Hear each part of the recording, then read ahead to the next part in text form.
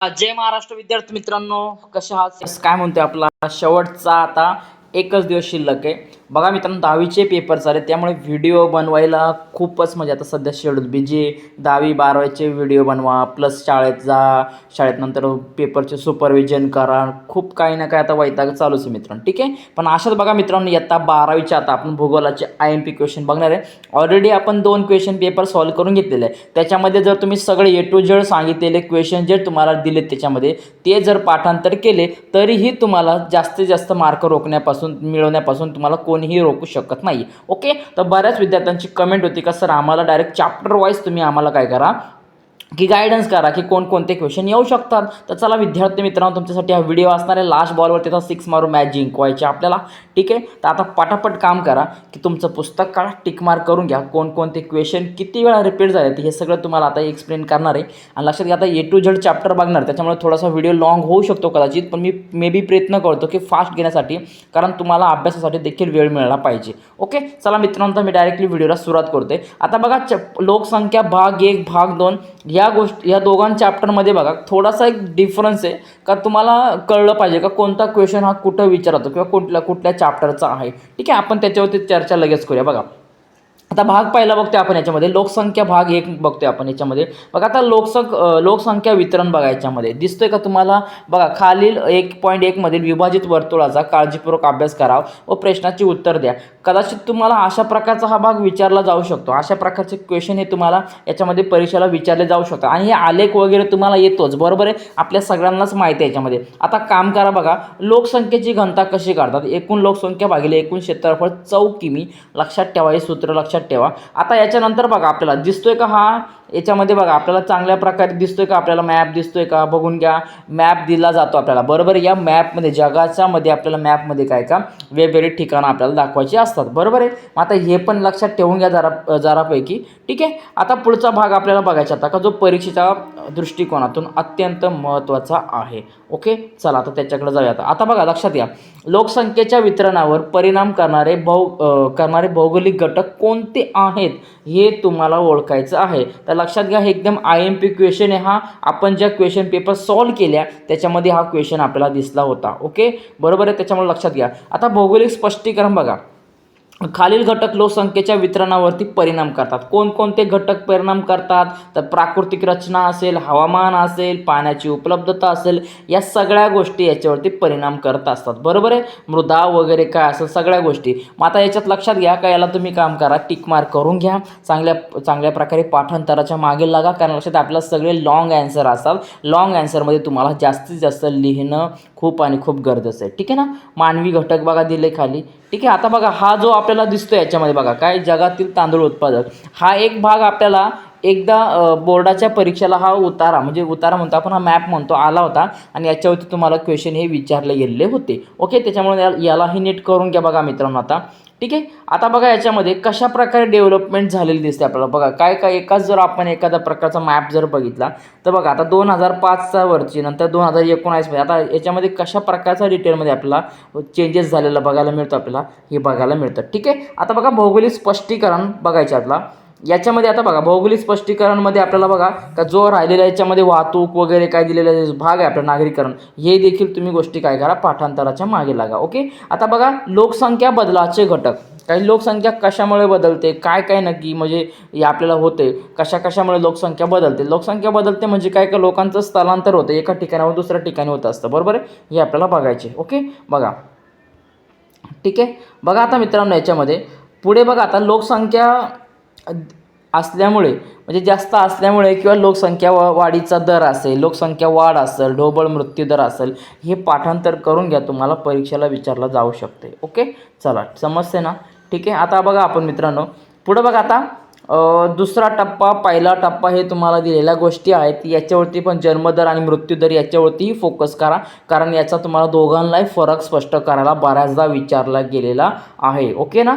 ठीक आहे, बघा त्यामुळे या गोष्टी लक्षात घ्या. आता बघा स्वाध्यायाकडे येऊया आपण. बघा आता बघा याच्यामध्ये सुपीक मैदानी प्रदेशात दाट लोकवस्ती असते, सुपीक मृदा ही शेतीसाठी उपयुक्त असते. हा क्वेश्चन आपण बघितला होता का नव्हता रे? तुम्ही सांगा, बरोबर का नाही? प्रदेशातील लोकसंख्येत बदल होत नाही बघा, जन्म मृत्यू दर स्थलांतराचा, हाही क्वेश्चन आपण बघितला होता. त्याच्यामुळे लक्षात घ्या, हे तुम्हाला याचे फक्त पर्यायी पाठांतर करून ठेवा. आणि तुम्हाला मी 100% सांगतो याची उत्तर हे ई आणि ई म्हणजे काय, ऑप्शन क्रमांक सी आणि डी ह्या तिसरा चौथ्यामध्येच याची उत्तर 100% असतात. म्हणजे अचूक स्पष्टीकरण आहे किंवा अचूक स्पष्टीकरण नाही आहे हेच बघायचं. ठीक आहे, बघा आता टिपाली यामध्ये बघा, हे बघा जन्मदर मृत्यूदरातील संबंध तुम्हाला पाठांतरच करायचे.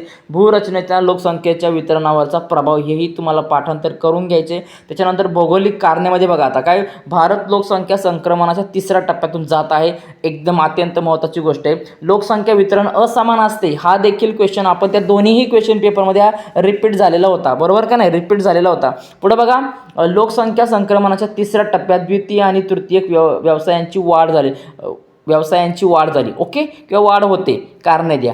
आणि नंतर बघा, जन्मदर कमी असून सुद्धा लोकसंख्या वाढू शकते, हे तुम्ही टिकमार्क करून घ्या, याला पाठांतर करा. पुढे बघा, सविस्तर उत्तरे लिहा. लोकसंख्येच्या वितरणावरती परिणाम करणारे प्राकृतिक घटक कोणते? काय लक्षात घ्या, प्राकृतिक घटक. आणि दुसरा प्रश्न येतो तो म्हणजे काय, मानवी घटक. काय, प्राकृतिक घटक आणि मानवी घटक 100% परीक्षेला येणारा प्रश्न आहे हा. काय, 100% परीक्षेला विचारलाच जातो, नीट लक्ष द्या. ओके, पुढे बघा मित्रांनो, आता यामध्ये बघा, चौथ्या व पाचव्या टप्प्यातील देशांच्या समस्या कोणत्या असू शकतील, हे 3 नंबरचं उदाहरण आहे. याला काम करा, नीट चांगल्या प्रकारे याला करून घ्या पाठांतर. ओके, पुढे बघा रे, लोकसंख्या संक्रमण क्षेत्राची आकृती काढा व योग्य नाव द्या. लोकसंख्या संक्रमण, ठीक आहे, जगाच्या आराखड्यातील खालील बाबी दाखवा. ऑस्ट्रेलियातील जास्त लोकसंख्येचा प्रदेश हा आपण त्या क्वेश्चन पेपरमध्ये सॉल्व्ह करून घेतला होता. ओके, घेतला होता आपण. ठीक आहे, पुढे बघा, लोकसंख्या संक्रमण अवस्थेत दुसऱ्या टप्प्यातील 2 देश हाही देखील बघितला होता. त्याच्यामुळे हे सगळे पॉईंट लक्षात घ्या आणि मॅप नीट बघा का त्या मॅपमध्ये आपण याचं लोकेशन कुठं आहे, ती इतरांचे लोकेशन शोधण्यापेक्षा, कोण कुठं काय करत आहे ते शोधण्यापेक्षा हे लोकेशन तुम्ही बघा. ओके, आता पुढे बघा, लोकसंख्येचे घटक कोणकोणते, वयोरचना वगैरे काय असेल ते कोणकोणते ती हे तुम्हाला लक्षात ठेवायचे. हे मनोरा वगैरे काय दिलं आहे हे एकदा नीट लक्षात घ्या मित्रांनो. ओके, चला आता पुढे बघा, आपल्याला मनोराचे प्रमुख प्रकार कोणते किंवा त्याच्यावरती तुम्हाला सविस्तर उत्तर लिहा, हा क्वेश्चन विचारला जाऊ शकतो. त्याच्यानंतर बघा मित्रांनो, पुढचा क्वेश्चन बघा, काय, हे लिंग गुणोत्तर करून ठेवा एकदा. काय, लिंग गुणोत्तर करून ठेवा. स्त्रियांची एकूण संख्या भागिले पुरुषांची एकूण संख्या आणि गुणिले 1000 हे करून ठेवा. हां, ठीक आहे, बऱ्याचदा विचारलं जातं ती. ठीक आहे ना, परीक्षेला हे विचारलं जाणारे क्वेश्चन आहे, ती लक्षात घ्या.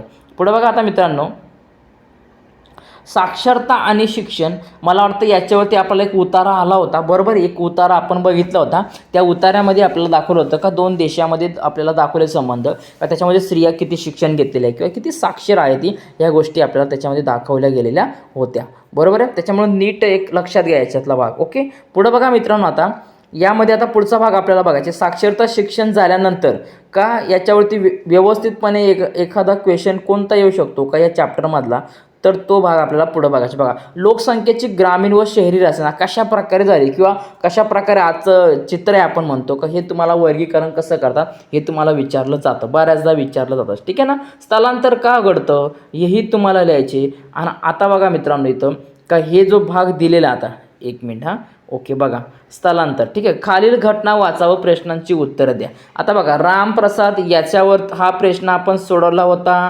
त्याच्यानंतर इथं कुठंतरी रितिका असली बघा, हे रितिकाचाही क्वेश्चन आपण सोडून घेतला होता. ओके ना, लक्षात घ्या. त्याच्यामुळे एक बरेच क्वेश्चन तुम्हाला IMPT हा बबनरावचा घ्या आणि पिंपळवाडीचा एक घ्या. ठीक आहे ना, ओके, याला करून ठेवा, व्यवस्थित नीट करून ठेवा.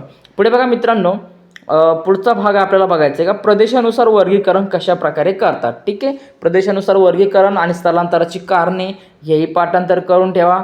बाकी काही नाही याच्यामध्ये. स्थलांतराचा लोकसंख्येवर होणारे परिणाम हाही एक भाग महत्त्वाचा आहे. ठीक आहे, म्हणजे आता बघा याच्यात तुम्हाला केवळ याच्यामधले कोणकोणते क्वेश्चन दिसतील बघा, बघून घ्या तुम्ही. आता टिपा या बघा, लोकसंख्या वाढ व स्थलांतर इतक्यात तुम्हाला अगोदर सांगितलं का हा भाग करून घ्या तुम्ही, कारण परीक्षेला विचारला जातो. ओके, पुढे बघा, लोकसंख्या मनोरा व लिंग गुणोत्तर, बरोबर आहे, किंवा साक्षरतेचे प्रमाण हा खूप आणि खूप महत्त्वाची गोष्ट आहे. पण बघा, विकसित राष्ट्रामध्ये शेती व्यवसायात गुंतलेल्या लोकांची संख्या कमी आहे.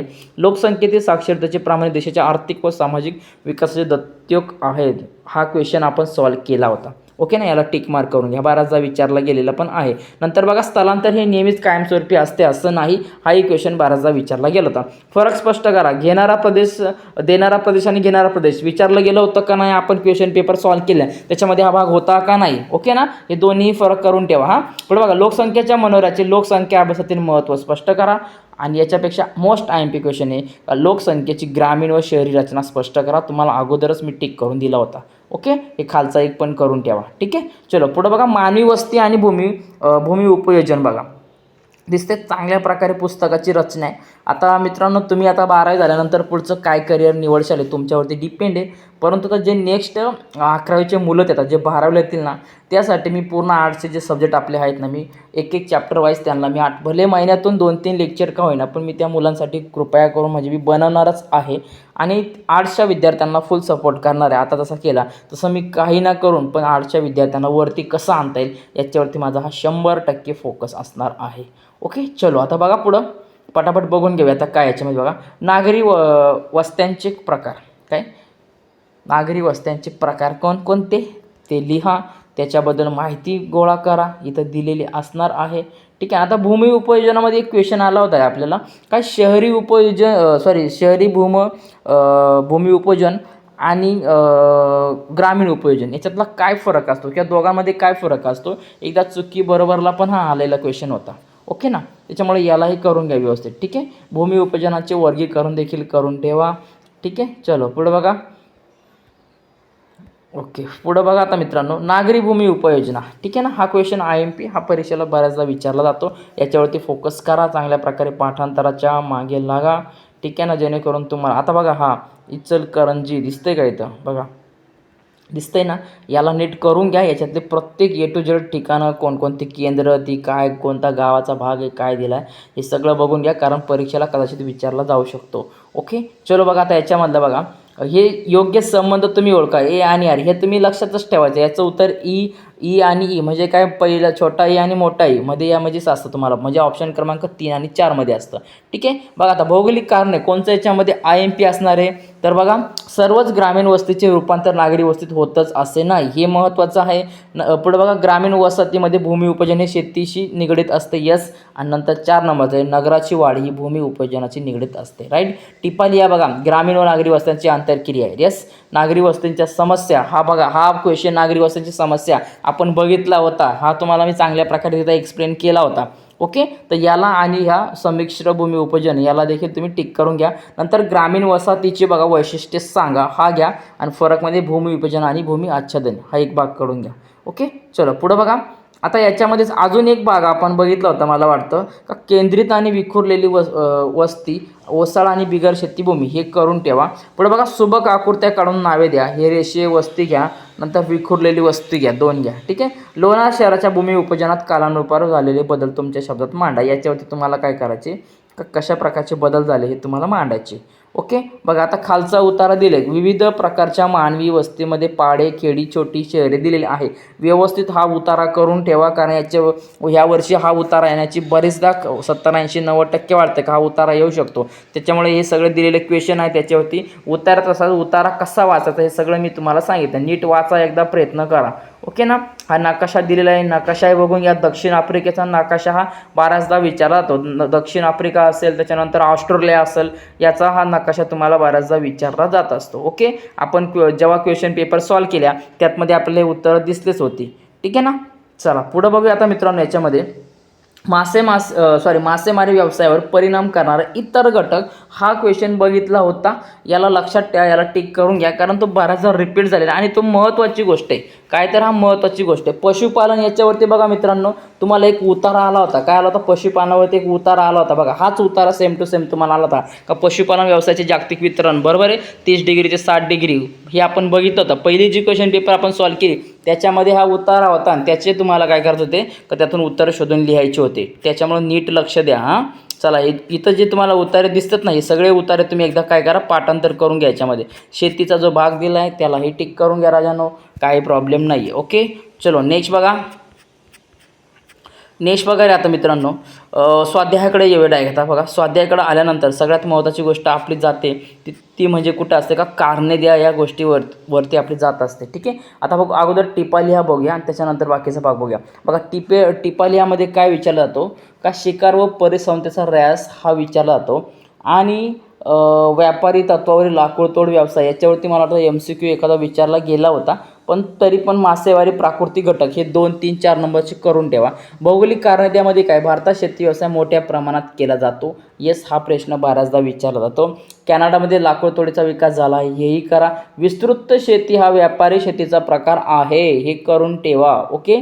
चला पुढं काय, शिकारी बंदी घालण्यात आली आहे हे करून ठेवा. फरक स्पष्ट करा बघा याच्यामध्ये, खाणकाम मासेमारी आणि मळ्याची शेती व विस्तृत व्यापारी शेती. सविस्तर उत्तरामध्ये काय येणार तर, व्यापारी मासेवर परिणाम करणारे घटक स्पष्ट करा आणि नाही ठीक आहे एवढंच करा. ठीक आहे ना, एकच करून घ्यायच्यातला. ओके. पुढं बघा, जगाच्या नकाशा आराखड्यामध्ये पुढील बाबी योग्य चिन्हाच्या साहाय्याने दाखवून तुम्हाला काय करायचे, या बाबी दाखवायचे. ठीक आहे ना. आता बघा याच्यामध्ये दिसतात का, या सगळ्या तुम्ही काय करा, पाठांतर करून घ्या. कुठं याच्यामध्ये आहे, यांचं लोकेशन काय नीट शोधा. ओके. बघा चला पुढं बघूया आता मित्रांनो, शेती व्यावसायिक बघा तुम्हाला हा एक चार्ट दिलेला आहे. अशा प्रकारचा एक चार्ट आला होता, आपण तो देखील बघितला होता, पण तरी पण यालाही करून ठेवा. ओके. द्वितीयक आर्थिक क्रिया बघा काय, आता द्वितीयक आर्थिक क्रिया आपल्याला बघायची. आता या चॅप्टरमध्ये सगळ्यात काय काय गोष्टी असणार आहे का, तुम्हाला प्राकृतिक घटक म्हणजे काय, हवामान कोणकोणते आहे ती, बरोबर ना. हे आर्थिक घटक दिसतात ना, प्राकृतिक घटक, आर्थिक घटक यांचा फरक, राजकीय घटक कोणकोणते आहेत हे सगळं तुम्ही लक्षात ठेवून घ्या. ओके. पण आता महत्त्वाची गोष्ट काय का, औद्योगिक क्षेत्राची काही वैशिष्ट्ये आपल्याला विचारतात. म्हणजे काय, जगातील प्रमुख औद्योगिक क्षेत्र कोणते किंवा त्यांची वैशिष्ट्ये काय, हा भाग तुम्हाला विचारला जातो. ओके. नकाशा पण देखील चांगलं वाचन करून घ्या मित्रांनो, याच्यावरती तुम्हाला बऱ्याचदा विचारला जातं. आता बघा इथं प्रभावित करणारे प्रमुख मानवी घटक बघा, तुम्हाला अगोदरच्याच चॅप्टरमध्ये सांगितलं होतं. म्हणजे काय का, हे असे क्वेश्चन असतात का ते तुम्हाला दिसत नाही का बाबा ना, इकडं दिले ते तुम्हाला, पण वाटतं का आपल्याला नाही, कुठं ना कुठं ते विचारले जातात. ठीक आहे. कच्च्या मालाच्या स्रोतानुसार केलेले उद्योगांचे वर्गीकरण, कोणकोणते वर्गीकरण आहे, मग कृषी असेल, सागरी असेल, खनिज असेल, प्राणीजन्य काय असेल ते तुम्हाला लक्षात घेते. आता भांडवली गुंतवणुकीवर केलेल्या उद्योगांचे वर्गीकरण, याच्यावरती तुम्हाला उतारा हा विचारला जाऊ शकतो. उतारा याच्यावरती तुम्हाला एक विचारला जाऊ शकतो, त्याच्यामुळे लक्षात घ्या, याच्यावरती देखील फोकस करून घ्या. ओके. चला पुढं बघा आता मित्रांनो, बघा उतारा जर इथं दिला असेल तुम्हाला दाखवतो बघा आता. ठीक आहे. चला आता मालकीवर आधारित वर्गीकरण हा भाग थोडक्यात आहे महत्त्वाचा, पण ठीक आहे. आता बघा उद्योगांचे वर्गीकरण दिलेलं आहे. आता मी डायरेक्टली तुम्हाला याच्यातले क्वेश्चन सांगतो, टिक करून देतो. बघा, उद्योगधंद्याचे वितरण असमान असते, हा एक कारणे द्यामधला घ्या. नंतर याच्यामध्ये काय बघा, दक्षिण अमेरिकेत उद्योगांचा विकास मर्यादित आहे, हा एक भाग घ्या. टिपालियामध्ये काम करा, सार्वजनिक उद्योग घ्या आणि वाहतुकीची उद्योगाच्या विकासातील भूमिका हा एक घ्या. फरक स्पष्ट करा काय का, प्राथमिक द्वितीय व्यवसाय सगळ्यात महत्त्वाचा क्वेश्चन काय का, प्राथमिक व द्वितीय व्यवसाय एवढं करून ठेवा. खाली प्रश्नांची उत्तर द्या काय त्याच्यामध्ये बघा, साखर उद्योगावर परिणाम करणारे घटक स्पष्ट करा, हा एक महत्त्वाचा क्वेश्चन आहे. आणि उद्योगांच्या स्थानिकरणावर प्राकृतिक घटकांचा होणारा परिणाम. पुढे बघा नकाशात भरायचे तुम्हाला हे बघून घ्या. ओके. नकाशा बघून घ्या. आता बघा तृतीयक आर्थिक क्रिया, याच्यामध्ये काय महत्त्वाची गोष्ट दिली असेल बघा तुम्हाला, आता इथं चार्ट दिसतं का बघा, नीट बघून घ्या. तृतीयक आर्थिक क्रियांचे वर्गीकरण, हे सगळा भाग आहे, याला नीट बघून घ्या. कोण कोणावरती डिपेंड आहे, कोण कोणाचा प्रकार आहे, हे सगळं ईच्या नेवरी तुम्हाला लक्षात ठेवणं गरजेचं आहे. ठीक आहे. चला आता पुढचा बघूया आता मित्रांनो, का आपल्याला हा व्यापार विचारतो, हा व्यापारावरती क्वेश्चन आलेले आहेत. ठीक आहे ना. व्यापार काय आहे, आंतरराष्ट्रीय व्यापार वगैरे काय असेल, बहुराष्ट्रीय आपण म्हणतो. ठीक आहे ना. हे सगळं तुम्हाला बऱ्याचदा क्वेश्चन पेपरमध्ये विचारलं गेलेलं आहे. आता पुढं आपण बघणारच आता बघा. ठीक आहे. चलो चला मित्रांनो, लक्षात घ्या, पाठापाठ सबस्क्राईब करून घ्या. पुढचे व्हिडिओ पण आता मी टाकणार आहे. बरंच तुम्हाला पहिल्या पेपरपासून आपण गायडन्स करत आलेलो आहोत. ओके. चलो बघा आता योग्य पर्याय निवडा, याच्यामध्ये आपण बराच भाग बघितला होता. आता डायरेक्टली मेन आपण निवडूया, कारण एक एक मार्काचे तुम्ही डायरेक्टली आन्सर हे सगळेच पाठांतर करून घ्या. भौगोलिक कारणं द्या बघा, तृतीयक आर्थिक क्रियामध्ये सेवा विनिमय यांचा समावेश होतो, हा क्वेश्चन आपण सॉल्व्ह करून घेतला होता. त्याच्यानंतर भौगोलिक विविधता ही व्यापारास कारणीभूत असते, हा एक क्वेश्चन आपण सॉल्व्ह करून घेतला होता. त्याच्यानंतर संदेश वहनातील कृत्रिम उपग्रहांचे महत्त्व, हाही महत्त्वाचा भाग आहे. ओके. नीट करून घ्या. पुढे बघा मित्रांनो, आता फरक स्पष्ट करा बघा, द्वितीयक आणि तृतीयक व्यवसाय. ठीक आहे ना. तुम्हाला बोललो तर हा करून ठेवा, हा 100% विचारात आहे. आणि व्यापारावर परिणाम करणारे घटक कोणते, हे तुम्ही नीट लक्ष देऊन तुम्हाला काय करायचं करायचे, पाठांतर करायचे. ओके. आणि याच्यातला चौथा एक भाग महत्त्वाचा तो म्हणजे काय, संदेश वन या तृतीयक व्यवसायाचा विस्तार आणि आवाका दिवसेंदिवस वाढत आहे, कारण द्या किंवा त्याला स्पष्ट करा. पण बघा नकाशात भरा. ठीक आहे. आता बघा, कोणत्याही देशाच्या आर्थिक विकासासाठी काळजीपूर्वक नियोजन अंमलबजावणी करणे आवश्यक आहे. ठीक आहे ना. हा उतारा करून ठेवा रे. मला असं वाटतं की आता त्यात तो एक अगोदर सांगितलेला उतारा आणि हा एक सांगितलेला उतारा, याच्यापैकी तुम्हाला एखादा उतारा येऊ शकतो किंवा जे आपण उतारा बघितला त्याच्यापैकी एखादा उतारा 100% तुम्हाला रिपीट होणार. ओके. चला पुढचा चॅप्टरकडे आता येऊया. बघा यामध्ये बघा रे आता बघा, प्राकृतिक घटक आणि प्रादेशिक विकास हे गोष्ट स्पष्ट करायचे. याला टिक मार्क करून घ्या. याच्यावरती 100% क्वेश्चन विचारला जातो. आणि प्रादेशिक विकासावर परिणाम करणारे घटक कोणते आहेत हेही तुम्ही लक्षात ठेवा. काय प्रॉब्लेम नाही. भूमी उपयोजन आणि प्रादेशिक विकास थोडक्यात करा, काही अडचण नाही आहे. ठीक आहे ना. बघा आता भारतातील प्रादेशिक विषमतेची कारणे विचारले जातात आणि प्रादेशिक असमतोल दूर करण्याची धोरणे विचारले जातात. ठीक आहे ना. 2 क्वेश्चन याच्यामध्ये महत्त्वाचे आहेत. फरक स्पष्ट करा. बघा कार्यात्मक प्रदेश, औपचारिक प्रदेश, ठीक आहे याचं काय नाही. पण हा बघा प्राकृतिक प्रदेश आणि राजकीय प्रदेश. टिप्पा लिहा. प्रादेशिक विकासावर परिणाम करणारे घटक इतक्यात तुम्हाला टिक करून दिला आणि प्रादेशिक असंतुलन कमी करण्याचे धोरण हाही टिक करून दिलेला आहे. ओके. पुढे बघा, प्रादेशिक विकास हा प्राकृतिक रचनेवर अवलंबून असतो. हा एक करा. निरक्षरता, दारिद्र्यासारख्या घटकांचा प्रादेशिक विकासावर परिणाम होतो. 2 करा. 1 आणि 2 घ्या. सविस्तर उत्तर द्या. प्रदेश कशाला म्हणतात हा एक घ्या. आणि कोणत्या वैष्णव वेगळे होतं, दरडोईचं घ्या. दरडोई उत्पन्न. ठीक आहे ना. हे एक करून घ्या. चलो नेक्स्ट बघा, भूगोल व बघा काय दिले, भूगोल स्वरूप व व्याप्ती. ठीक आहे. दिलेलं आहे का. बघा विद्याशाखा म्हणून भूगोलाचे स्वरूप. आता विद्याशाखा म्हणून आता याच्यावरती काहीतरी एक MCQ आला होता आपल्याला, जॉग्राफीचा बद्दल काहीतरी एक काय होता, एक MCQ आपल्याला परीक्षेला विचारला गेला होता. ओके. तो त्याचं विश्लेषण तुम्हाला मी तिथं केलं होतं. आता हे व्याप्ती करून ठेवा रे. ठीक आहे ना. काय करा, हा व्याप्तीचा भाग करून ठेवा. हा विचारला गेला होता परीक्षेला. ठीक आहे ना. मानवी भूगोल. चला भूगोलातील आधुनिक कल दिलेला आहे. रोजगाराच्या संध्या, रोजगार तर नाही राहिला आता, पण ठीक आहे आता पुस्तकात आहे तर घ्या. चला आता भौगोलिक कारणे बघा. याच्यामध्ये काय तर भूगोल विषयाचे स्वरूप गतिशील आहे. त्याच्यानंतर मानवी भूगोलाचे स्वरूप विभिन्न शाखांशी निगडीत आहे. नंतर बघा मित्रांनो, टिपा लिहावरती बघा काय, टिपा लिहावरती तुम्हाला विचारला जाणारा गोष्ट आहे तो म्हणजे काय, भूगोलाच्या शाखा. काय तर भूगोलाच्या शाखा. ठीक आहे. आणि भूगोल अभ्यासासाठी लागणारे कौशल्य. सविस्तर उत्तर द्या. दैनंदिन जीवन जगताना आपल्याला भूगोलाचा कसा उपयोग होतो उदाहरणासहित स्पष्ट करा आणि भूगोलाचे स्वरूप स्पष्ट करा. ओके. फरकमध्ये काय घेणार तुम्ही, प्राकृतिक भूगोल, मानवी भूगोल आणि सुबक आकृत्यामध्ये काय करा, भूगोलाचा अन्य विषयाची संबंध पहिलं घ्या. ठीक आहे. चलो बघा, ग्राफ दिलेला आहे. ग्राफ म्हणजे तुमचा आलेख म्हणतो आपण. तो काय दिला असेल, चांगला दिला असेल तो बघून घ्यायचा, तुम्हाला विचारला जाईल.